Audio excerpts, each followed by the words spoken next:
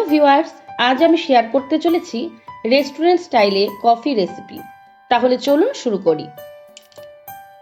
ফার্স্টে আমি প্যাকেটের লিকুইড দুধ জাল দিয়ে নিচ্ছি। দুধটা যখন ফুটে আসবে তখন বুঝে নিতে হবে দুধটা জাল হয়ে গেছে। এবার আমি গ্যাসের ফ্লেম বন্ধ করে দিচ্ছি।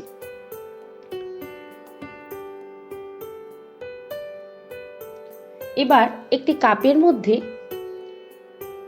প্রথমে আমি 2 চামচ চিনি নিয়ে নিচ্ছি।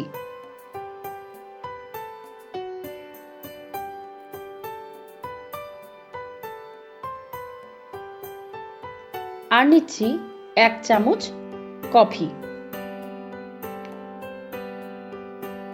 এবার গরম দুধের থেকে 1 চামচ গরম দুধ নিয়ে এর মধ্যে আমি মিশিয়ে দেব ভালো করে, যতক্ষণ না চিনিটা এর মধ্যে ভালো করে মিশে যাচ্ছে।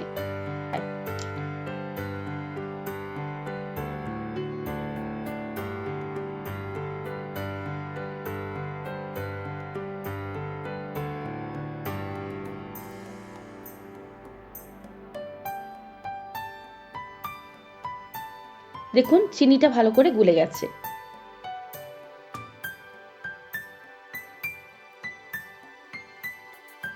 এবার আমি এর মধ্যে গরম দুধটা ঢেলে দিচ্ছি।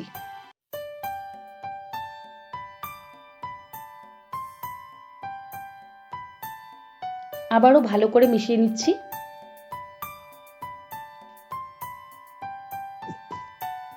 তাহলে তৈরি হয়ে গেল আমার পারফেক্ট রেস্টুরেন্ট স্টাইলে কফি।